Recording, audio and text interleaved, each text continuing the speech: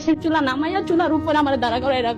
এমন সময় গেছে রান্না করতেছি, তখন মানে চুলার আগুন সেকা দিছে, এই যে আপনার খন্তি দিয়ে, যে দরজা খুলতে কেন দেরি হয়েছে। ওনার মানে তরকারি রান্না করছি, রান্না করার পরে তরকারিতে নাকি তেল একটু বেশি হয়ে গেছে, ওই নিয়ে গরম তরকারি উনি পাতিল আমার এদিকে ডাইলা দিছে, মানে এখনো পুরো আছে। একদিন হয়েছে কি বলছি যে পানি শুধু ফুটাইয়া ঘরে আছে, তো শুকের উপরে পানিটা ঢাইলাইছে, গরম পানি ঢাইলাই গরম পানির উপরে আমারে দিছে যে ওইখানে শুইতে হবে। আমি শুনে দেখে মানে আমাকে ইচ্ছা মতনে মানে যতটুকু পারছে সে মারছে, পরে সারা রাত ওইখানে আমাকে ওইখানে শুয়ে রাখছে, দাঁড়িয়ে বসে রাখছে। যদি এখান থেকে উঠি আমি ওয়াশরুম করে যাই করে এখানে করবো। সারা রাত এখানে রইলাম, কিন্তু আমি আবার মানে এত কষ্টের মধ্যে কান্না করলো দোষ, যে আমি কান্না করি কি জন্য, কান্না থামাবি না আবার বাড়ি খাবি। বয়স আমার আর বেড দিয়া মানে আমার সম্পূর্ণ গা, মানে বেডটার প্রত্যেকটা মনে হয় আমার গায়ের ভিতরে ঢুকছে।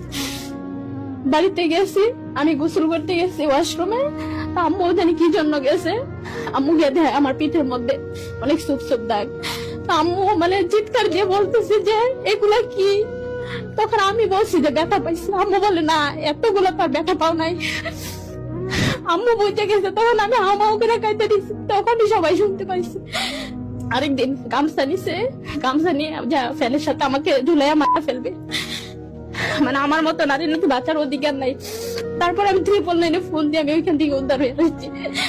আসার পর থেকে আমি এতদিন পর্যন্ত ঢাকাতে আছি। তখন আমি মানে রাগে আমি ওনাকে ডিভোর্স দিয়ে দিই।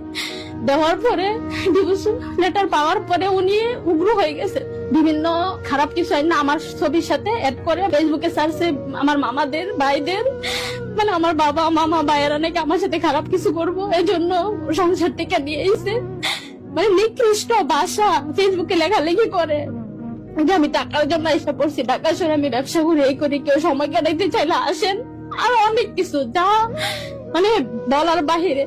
আবার বিভিন্ন নাম্বার দিয়ে ফোন দিয়ে হুমকি দেয় এবং বলে যে তোকে এমন কিছু করছি লাইফে তোর কখনো বিয়ে হইব না, তোকে এমন ব্ল্যাকমেজিং করছি যে তুই নিজে নিজে পাগল হয়ে রাস্তায় রাস্তায় করবি, নিজে নিজে আত্মহত্যা করবি। আমি বলতে চাই যে এখনো সময় আছে, ভালো পথে আল্লাহ রসুলের পথে যাও এবং আমার জীবন নিয়ে যেন আর খেলামেলা না করে। আমি ডিভোর্স দিয়ে দিছি, অলরেডি 2 মাস হয়ে গেছে, 3 মাস হয় না এখনো।